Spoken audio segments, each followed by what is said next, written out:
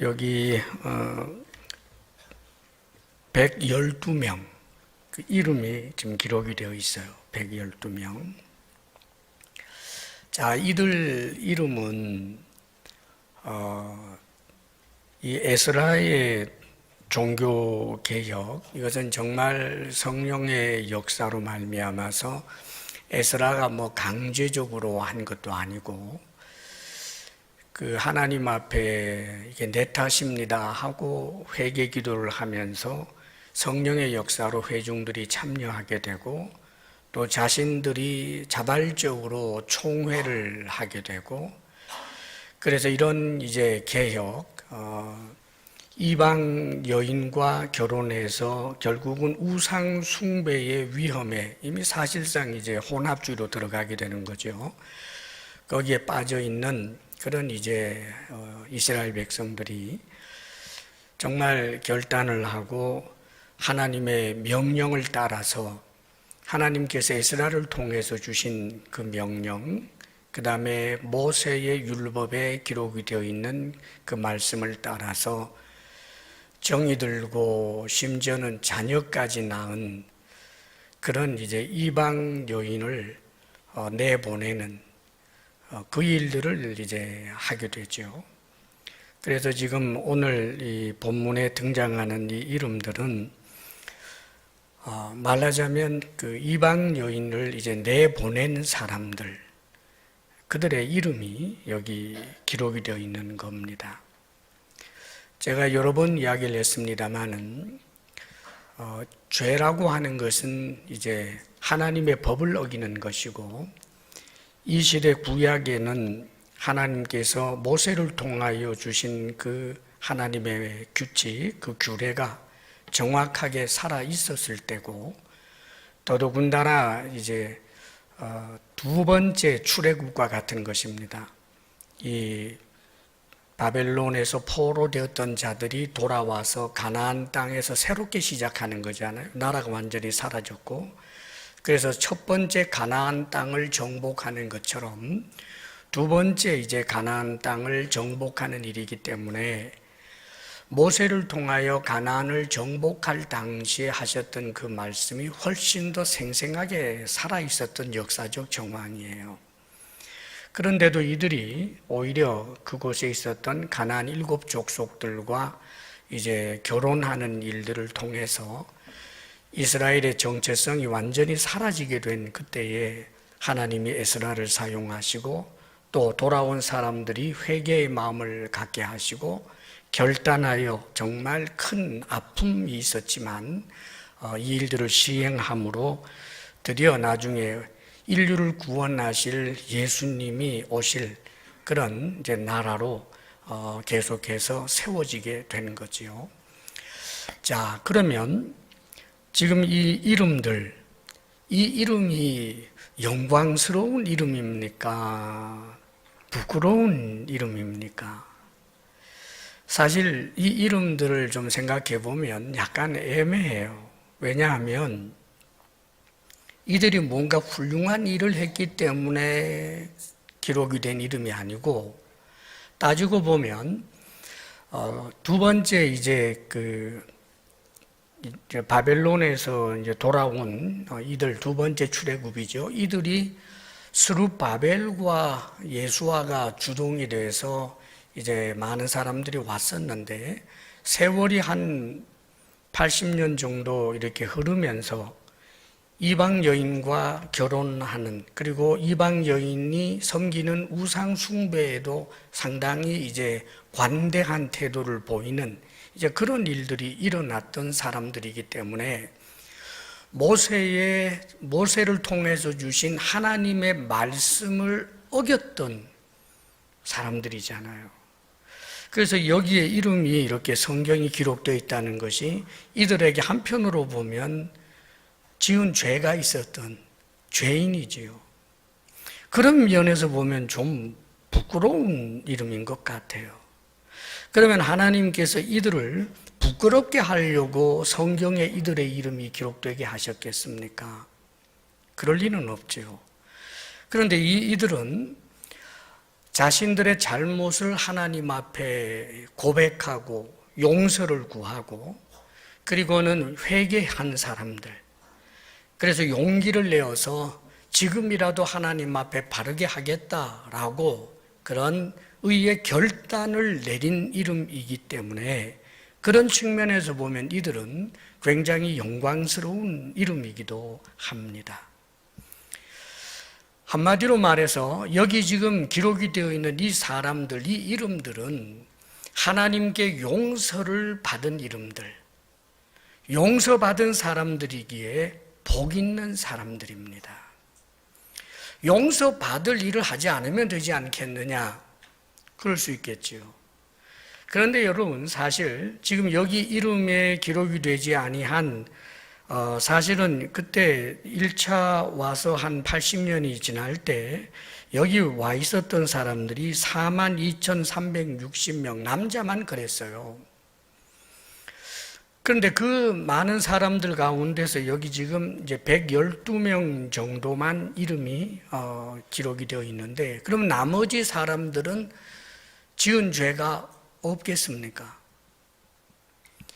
사실은 이 이방 여인을 아내로 맞이한 죄 목록에서 이들이 이름이 기록이 된 것이지만 다른 하나님의 말씀에도 비추어 보게 되면 그들은 역시 하나님의 말씀 앞에 100% 순종했다고 볼 수는 없어요.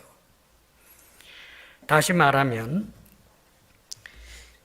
이들이 용서받은 것이 복되고 영광스러운 이름이 되었다라고 하는 것은 이 세상에 용서받을 필요가 없는 사람이 하나도 없기 때문에 그렇습니다. 다시 말하면 죄 없는 사람이 하나도 없다는 것입니다, 여러분. 성경은 말씀합니다. 의인은 없나니 하나도 없으며 라고 말씀해요. 하나님의 시각에서 이 세상의 모든 실존적 인간은 다 죄지은 죄인이라는 거예요. 이 말은 하나님께 용서를 받아야 될 대상이 인간들이라는 말입니다. 하나님께 용서받으면 그가 복된 사람이 되지만 용서받지 못하면 차라리 세상에 태어나지 않는 것이 더 좋을 뻔한 사람이 되는 거예요. 인간은 용서를 받으면 아주 복된 사람이고 용서받지 못하면, 하나님께 용서받지 못하면 그는 차라리 태어나지 않는 것이 더 좋은 사람, 이 양극단입니다. 성경은 말씀합니다. 요한일서 1장에 보면 만일 우리가 범죄하지 아니하였다 하면 하나님을 거짓말하는 이로 만드는 것이니 그럽니다. 누군가가 나는 용서받아야 할, 하나님께 용서받을 만한 죄인 아니야, 나는 하나님 앞에 당당히 서서 하나님 얼굴을 정면으로 바라보면서 나는 조금도 부끄러울 것이 없는 사람이다라고 한다면 그는 모든 사람이 죄인이다라고 한 하나님을 거짓말쟁이로 만드는 것이라고 말씀합니다. 그렇게 당당히 외치는 이는 언젠가 하나님 앞에 서서 자신이 죄 없다는 것을 증명해야 할 것입니다. 성경에 보면 한 부자 청년이 예수님을 찾아왔어요. 그리고 예수님을 찾아와서 그가 이렇게 말합니다. 선한 선생님, 제가 무엇을 해야 영생을 얻겠습니까? 그래요. 그런데 예수님의 대답이 너는 왜 나를 선하다고 하느냐? 하나님 외에는 선한 자가 없느니라. 이 말은 마치 예수님도 선하지 않다라고 말하는 것처럼 보이죠? 그런 뜻이 아닙니다, 여러분. 지금 예수님은 이 세상의 모든 사람은 다 죄인이고 선한 분은 하나님 한 분밖에 없다는 것을 말하는 거예요. 지금 이 청년은 예수님을 찾아와서 주님도 아니에요. 선한 선생님, 그러니까 이 세상의 많은 사람들 가운데서 특별하게 정말 아주 드물지만 굉장히 깨끗하고 선한 사람으로 보고 있는 거예요.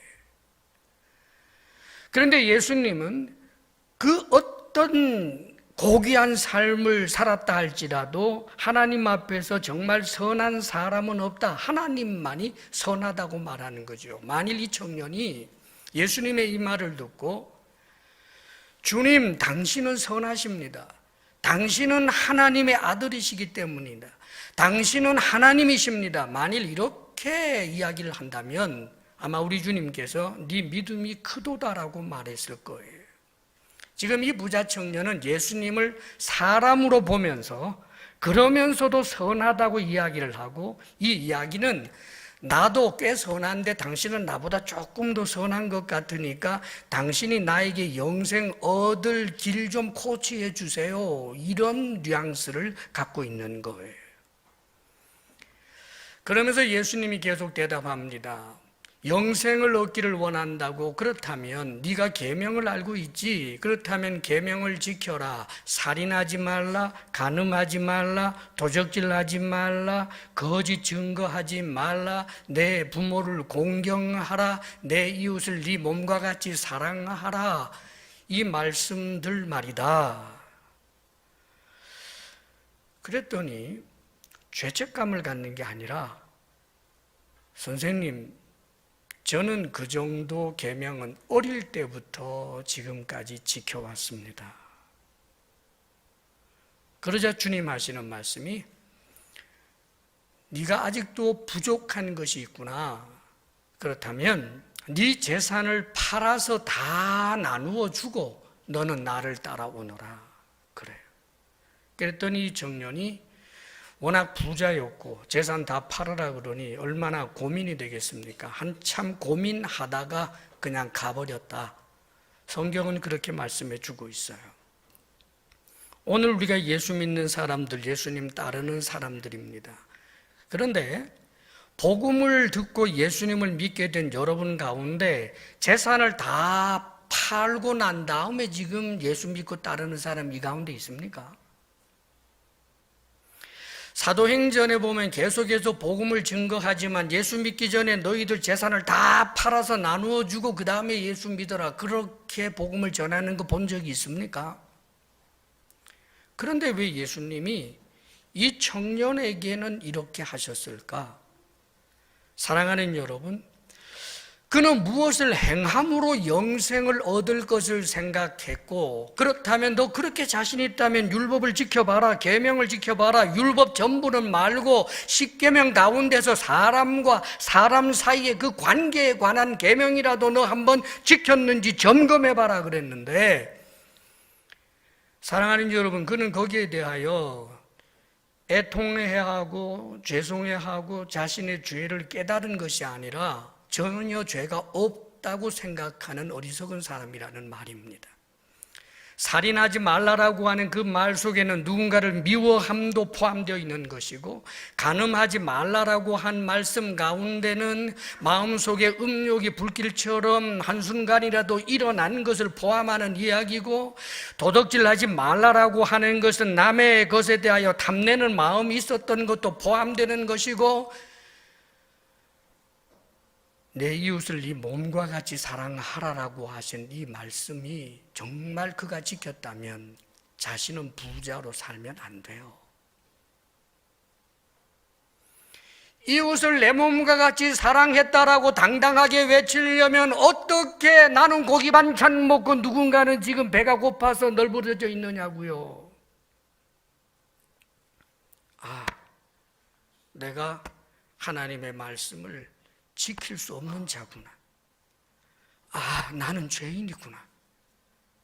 나는 죄에 대하여 정말 연약한 죄의 포로구나.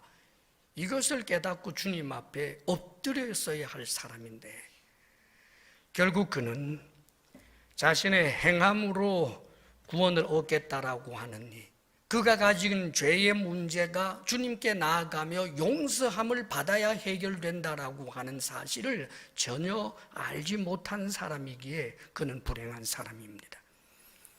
죄가 있으나 죄가 있는 줄도 모르고 자신이 죄가 없다고 생각하니 용서를 구할 줄도 모르기에 용서받을 수 없는 사람. 용서는 하나님 앞에 용서를 구할 때 용서받는 것이고, 은혜는 하나님의 은혜가 이 세상의 어떤 보화보다도 더 귀하다는 것을 알고 믿고 은혜를 구하는 이에게 은혜가 주어지는 것입니다, 여러분. 그런데 이 청년에게는 그런 것이 전혀 없었어요. 그래서 이 청년이 이대로 끝났다면 그는 불행한 사람임에 틀림이 없습니다. 사랑하는 여러분, 누가 복 있는 사람입니까? 죄를 용서받은 사람이 복 있는 사람이에요. 여러분들이 복 있다고 생각하십니까? 이 세상에서 남보다 무엇인가를 더 가졌거나 남들보다 더 우월한 지위에 있기 때문에 여러분이 복이 있다고 생각하지 마십시오. 아무것도 아닙니다, 여러분. 여러분이 가진 죄가 우리 주 예수 그리스도 십자가 구속의 은혜로 용서함을 받았을 때 비로소 복 있는 사람인 것입니다. 주님께 우리의 죄를 인정하고 주의 은혜를 구할 수 있는, 그리하여 하나님 앞에 용서함을 받은 이 사람들처럼 우리들도 하나님 앞에 복 있는 이름의 사람들이 될 수 있기를 축복합니다. 그 다음에 또 한 가지는, 우리가 하나님께 용서받는다는 것은 궁극적으로 죄의 가리움을 입는 것입니다. 자, 이 세상에서 범죄를 하면 감옥에 들어간다든지 하잖아요. 그러면은 이제 형기를 마치고 나면 그 죄책, 이 땅에서의 그 죄책은 말하자면 면한 거죠.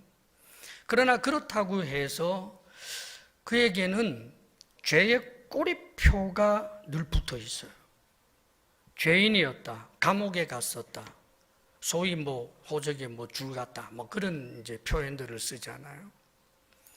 자, 하나님께서 우리를 용서하신다는 것이, 우리가 죄인인데 하나님께서 용서한 죄인, 그래서 죄인으로서 늘 하나님 앞에 위축되고 하나님께서 우리를 볼 때 늘 끌탕을 차면서 아이고 어쩔 수 없이 용서는 해준다만 하는 이런 관계의 용서가 아니에요, 여러분.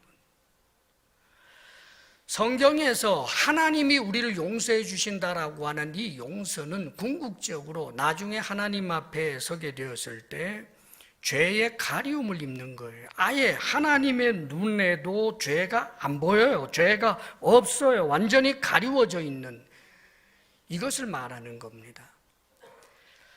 로마서 4장 7절에 보면 불법이 사함을 받고 죄가 가리워짐을 받는 사람들은 복이 있고 주께서 그 죄를 인정하지 아니할 사람은 복이 있도다.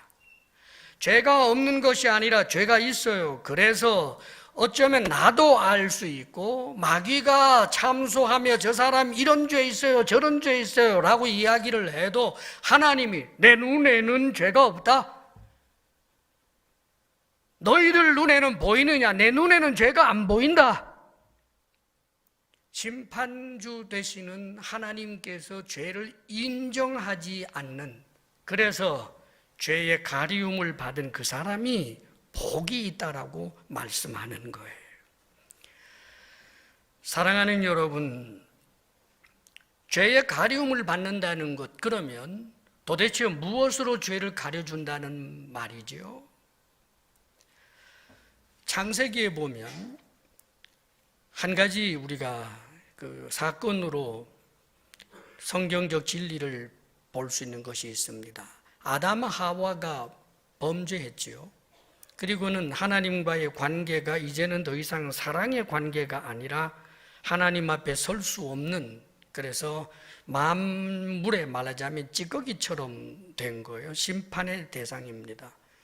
그들이 그 부끄러움을 가려보려고 무화과나무로 치마를 만들어요. 그래서 그 부끄러움을 가리고, 즉 죄의 부끄러움을, 죄의 문제를 스스로 가렸다 그 말이죠. 그러나 해가 뜨니까 다 말려 올라가고 소용이 없어요. 근데 하나님이 짐승을 잡아서 아마 양이었을 것이라고 추정합니다. 그 가죽으로 하나님이 친히 가죽 옷을 지어 입혀 주셨어요. 그래서 하나님과 대화가 성립이 되고 하나님께서 새롭게 주시는 그런 이제 복음을 듣고 그들이 나중에 구원의 길이 열리게 되는 거지요. 하나님 앞에 설 수 있었던 것은 뭔가? 하나님이 그 죄를 가리워 줘야 된다는 말이에요. 하나님이 가리워 주시는 옷. 로마서 3장 23절 24절에 이런 말씀이 있어요. 모든 사람이 죄를 범하였음에, 여러분 다시 한번 기억하십시오. 이 세상에 어떤 이 실존적 인간 가운데 죄 없는 자가 하나도 없어요. 모든 사람이 죄를 범하였음에 하나님의 영광에 이르지 못하더니 자기 방법으로는 안 돼요, 여러분. 스스로가 의롭게 좀 살았다고 그것으로 하나님 앞에 내가 구원받을 수 있다고 생각하는 것은 얼마나 어리석은 일인지 모릅니다. 어림도 없어요, 하나님 앞에 서는 순간. 그런데 그리스도 예수 안에 있는 속량으로 말미암아 하나님의 은혜로 값없이, 하나님의 은혜로 값없이 의롭다 하심을 얻은 자 되었느니라. 사랑하는 여러분, 하나님 앞에 죄의 가리움을 받는다는 것은 값없이 되는 것이고 은혜로 되는 것인데, 예수 그리스도의 그 속량으로 말미암아 얻게 되는 의로움으로 가리워지는 거예요. 내 죄가 가리워졌다라고 하는 것이 보일까 봐 염려할 만한 그런 것으로 우리를 가리는 것이 아니라 무엇으로 가려지는가? 성자 하나님이신 하나님의 그 의로 가리워진다는 말이에요. 하나님 앞에 우리가 서게 될 때 예수 그리스도, 그분이 가지신 의, 우리 하나님이신 예수님은 죄와는 전혀 상관없는 거룩하신 분 아니십니까? 그런데 그분의 의로 우리가 가리워진다는 거예요. 그래서 성경은 이렇게도 말씀하십니다. 갈라디아서 3장 27절에 보면 누구든지 그리스도와 합하기 위하여 세례를 받은 자는, 다시 말하면 예수님을 믿은 자는 그리스도로 옷 입었느니라. 사랑하는 여러분, 예수 그리스도로 옷 입었다. 그리스도의 의로 나의 죄가 가리워진 것을 말하는 것입니다. 하나님 앞에 서는 순간 내 죄는 완전히 가리워질 뿐만 아니라 그리스도의 그 의로 나를 덧입혀 주었기 때문에 하나님 앞에서는 죄인이 아니라 그리스도처럼 의인으로 그렇게 하나님 앞에 받아들여지는 것, 이것이 하나님께 용서받았다라고 하는 의미인 거예요. 우리 예수님께서 마태복음 22장에 보면 이런 비유의 말씀을 해주셨어요. 왕실 혼인잔치 비유인데 시작이 이렇죠. 천국은 마치 어떤 임금이 자기 아들을 위하여 혼인잔치를 베푸는 것과 같다. 그러면서 이렇게 계속해서 이야기를 풀어가 주셨습니다. 드디어 왕자의 결혼할 날짜가 다가오게 되니까 종들을 보내서, 이미 청첩장을 보내서 초청했던 사람들, 그들에게 알렸던 이들에게 종들을 보냅니다. 이제 곧 결혼식이 될 테니까 좀 함께 가시지요 라고 청하였더니 이들이 한결같이 다 거절합니다. 그 보고를 받은 왕이 인내심을 가지고 이번에는 좀 더 지위가 높은 종들을 보냅니다. 그래서 다시 가서 청하였더니 이게 웬일입니까? 어떤 이는 겉들로 보지도 않습니다. 어떤 이는 밭으로 갑니다. 어떤 이는 자기 사업장으로 갑니다. 그리고 어떤 이는 이 종을 모욕하고 심지어는 죽이는 일까지 발생했습니다. 그래서 임금이 진노해서 군대를 풀어서 먼저 청하였던 자들을 모조리 죽여버리고 마을을 불태워버렸다. 누구를 두고 한 말일까요? 먼저 청함을 받은 이스라엘 유대인들을 두고 한 말이에요. 하나님께서 언약을 맺었지만 그 언약을 깨버렸던 사람들, 이제 임박한 때가 와서 예수님께서 직접 오시고 예수님의 이 제자들이 복음을 전하지만 끝끝내 받아들이지 아니한 대다수의 유대인들을 두고 하는 이야기란 말이죠. 예수님께서 계속해서 비유의 말씀을 해주십니다. 그래서 왕이 종들에게 이야기했다. 청했던 사람은 합당하지 아니하니까 이제는 청하는 거 필요 없다. 청첩장 없이 그저 길거리에 나가서 만나는 사람에게 청해서 그들이 따라오면 신분, 자격 따지지 말고 다 데려오라 그랬어요. 그래서 종들이 가서 우리 왕자님의 결혼식입니다. 결혼식에 좀 참여해 주실래요? 그러면 따라 나서는 사람은 옷을 잘 입었든 못 입었든 뭐 어떤 사람이든지 선악관 상관없이 다 데리고 왔어요. 그래서 그 혼인잔치에 사람이 가득하더라. 누굽니까? 우리를 두고 하는 말이지 않습니까? 예수 그리스도를 믿은 그런 은혜로 이제 혼인잔치 자리에 참여하게 된 바로 우리들 말입니다. 그런데 임금이 손님이 가득한 곳에 찾아와서 쭉 돌아보다가 그 가운데서 예복을 입지 아니한 사람을 발견합니다. 왕이 말하지요. 친구요, 그대는 왜 예복을 입지 않았는가? 그러니까 그 사람이 아무 말도 못합니다. 왜냐하면 언제 뭐 예복 입고 오라고 한 게 아니에요. 오면 예복을 준다고요. 그 왕이 제공하는 예복, 그 시대의 문화가 그랬단 말입니다. 오면 아주 멋진 예복을 다 입혀줘요. 그런데 그걸 거절했어요. 그리고는 와 앉아 있는 것입니다. 왕이 이야기합니다. 이 자를 결박해서 바깥 어두운 데 내쫓으라. 거기서 영원히 슬퍼하며 이를 갈게 될 것이다. 사랑하는 여러분, 예수 그리스도를 믿는 공동체 속에 문의에 있어서는 들어와 있는데 예복을 입지 않는 사람,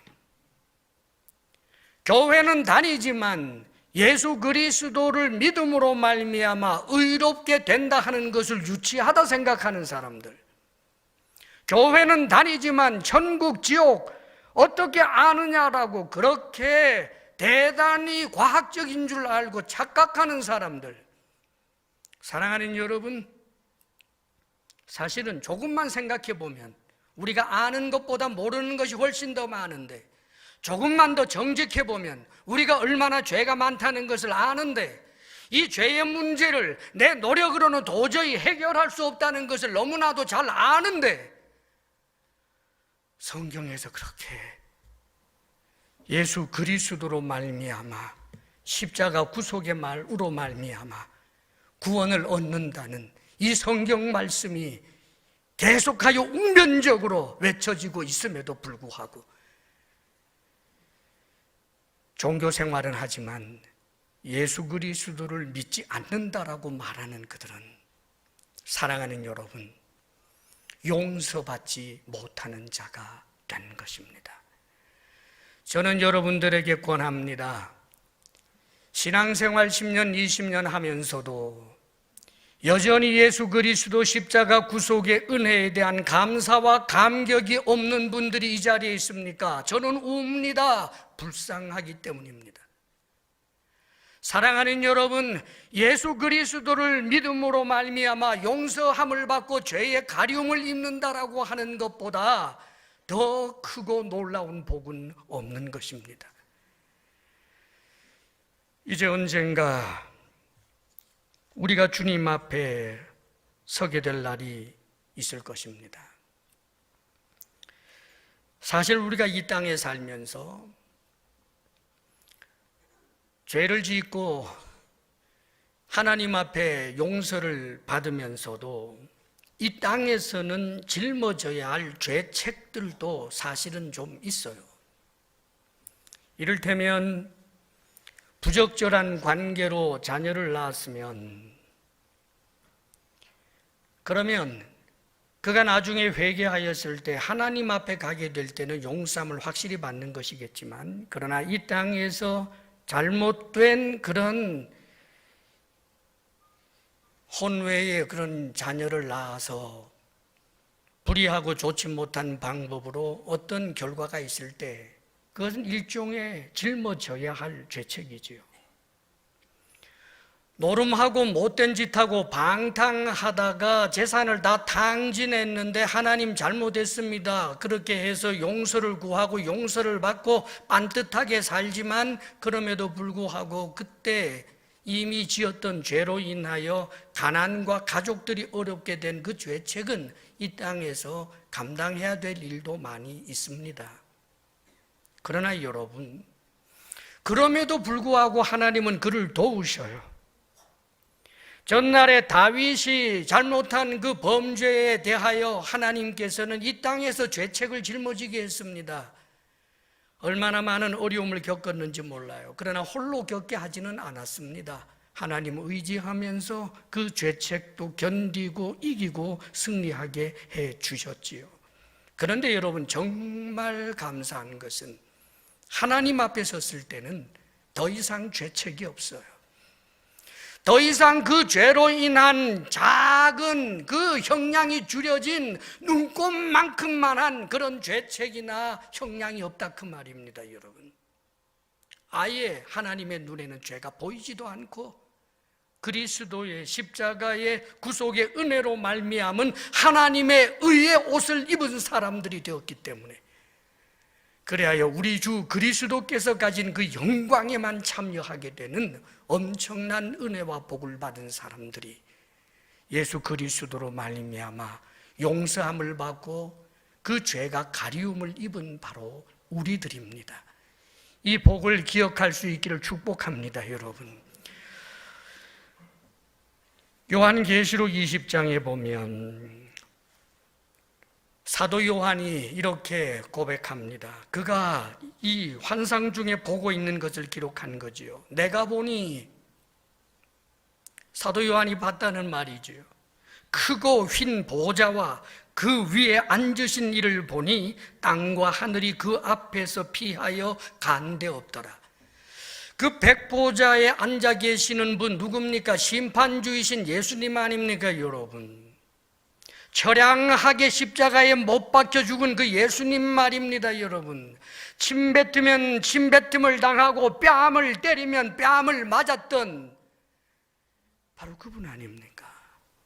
그런데 이분이 심판주로 섰을 때 땅과 하늘이 피한다, 얼마나 영광스러운 분인지를 묘사해 주고 있다는 말이지요. 그 앞에서 자기 변명한다고요?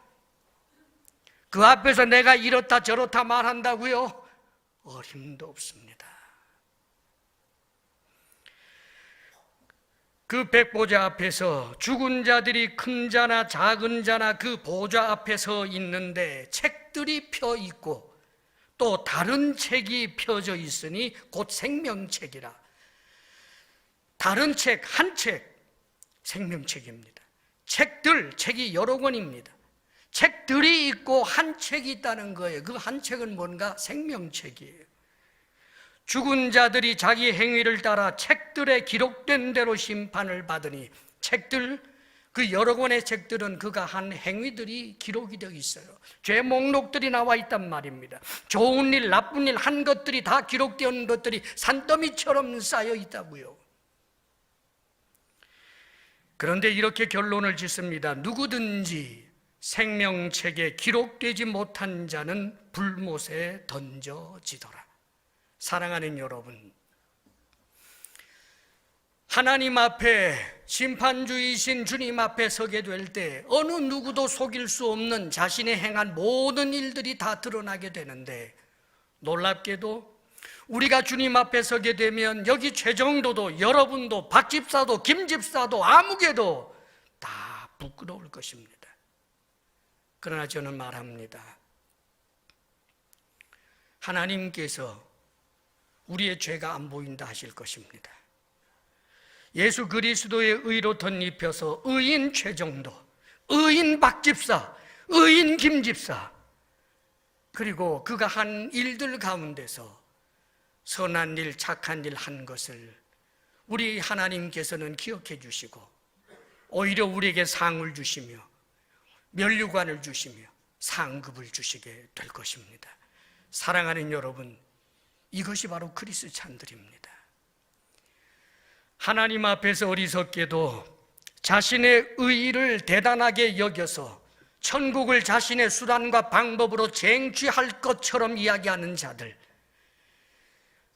하나님께서 살아계신다라고 하는 것이 만물을 통하여 사실상 조금만 진지하면 인정할 수밖에 없는 그런 상황들이 지천으로 널려 있는데도 불구하고 하나님을 하나님으로 인정하기 싫어서 하나님이 없다 하기를 주저하지 않는 이들, 하나님이 천지를 창조하셨다라고 하는 말은 거슬리고 오히려 아메바 같은 데서부터 진화했다라고 하는 그 가설은 그냥 진리처럼 받으려고 하는 이들, 사랑하는 여러분, 하나님 앞에 서게 되었을 때 그들은 그들 귀에 들렸던 복음의 그때가 너무나 아쉬워지게 될 것입니다.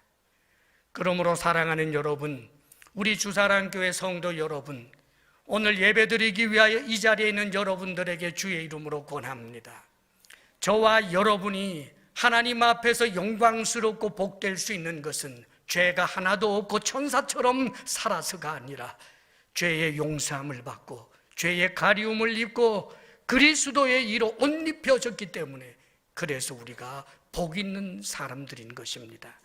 이 복을 헛되이 하지 말고 여러분의 믿음을 지키며 주님 앞에 서는 그날까지 예수 그리스도 십자가 구속의 은혜 앞으로 날마다 나아갈 수 있기를 축복합니다.